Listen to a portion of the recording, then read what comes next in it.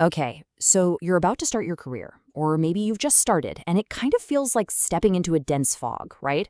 Where do you even begin? Well, in this explainer, we're going to break down some absolutely brilliant advice from a seasoned tech pro's letter to a new graduate. The goal?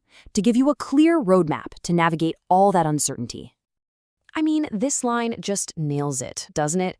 For years, you've had a syllabus, a schedule, a clear path. And then graduation day hits, and suddenly that path just evaporates.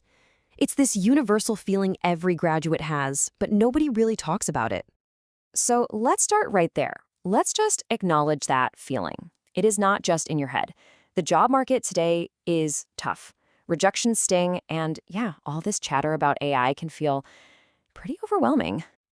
Look at this list. If you're nodding along to any of these, I just want you to take a second and breathe. This isn't some personal failure on your part. It's a totally normal human reaction to a really confusing time. The trick isn't to ignore these feelings, but to look them in the eye so we can actually move forward. You know, when things get chaotic, our first instinct is usually to just start doing something. Anything. Send out more resumes, take another online course. But the advice here is to do the exact opposite. Just pause. Before you fire off 100 different applications, the most powerful thing you can do is look inward. And this is the question. I'm serious? Take a moment with this one. Forget about the money, forget about what your parents want, forget about what you think is realistic. If there were absolutely no limits, who are you in 5 years? What are you building? What kind of problems are you excited to solve? What does your day-to-day life actually feel like? And listen, this isn't just some feel-good, fluffy exercise. This is incredibly practical. This reflection gives you a direction, a North Star to aim for. It helps you figure out which industries are even worth looking at and what skills you should actually develop. And hey, if your honest-to-goodness answer is simply, I just want to earn more money, you know what? That is a perfectly fine and reasonable goal to start with. All right, so once you've got that North Star, it's time to start looking outward.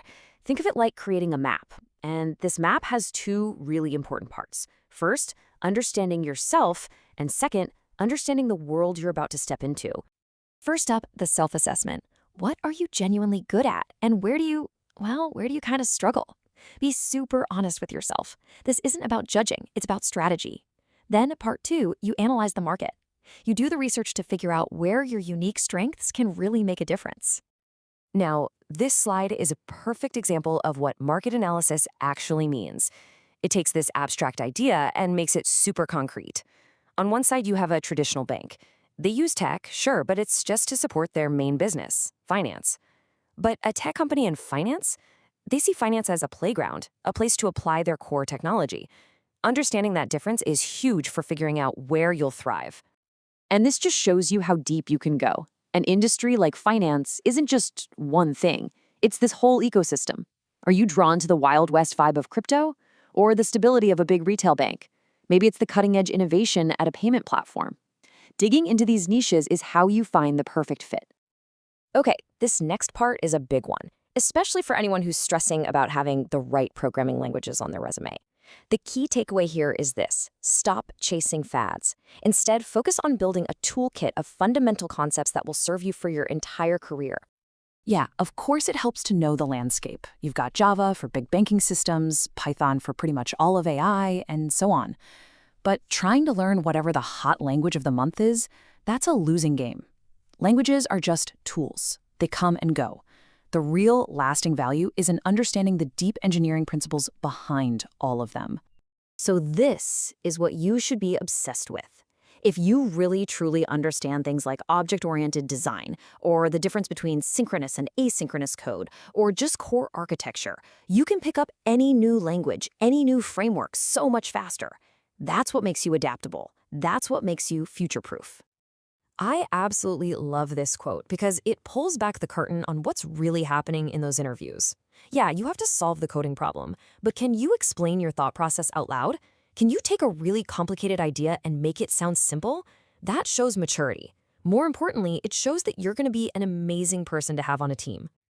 And now, let's talk about the elephant in the room, AI. Just look at this breakdown. AI is incredible at the repetitive stuff, but what can't it do? It can't replace those uniquely human skills: critical thinking, real empathy, creative problem solving, and communication. This is where you need to be doubling down. And that really brings us to the bottom line. In a world where technology can handle so much of the what, our ability to handle the who and the how becomes our greatest asset. AI isn't your competition, it's a tool. The people who are going to win are the ones who master using that tool while getting even better at all the human stuff. So when you put this all together, what does it mean? It means shifting your whole mindset. A career isn't this mountain you climb to get to the top one day.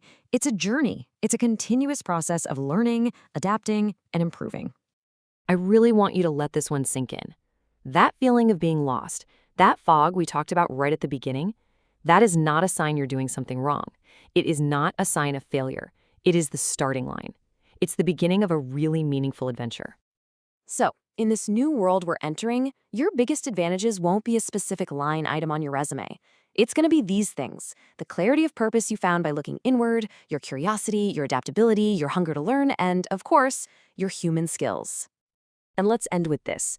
You do not need to have the next 5 or 10 years all figured out. You don't need the entire fog to clear at once. The only question that really matters, right here, right now, is this one. Based on everything you know today, what's your next intelligent step?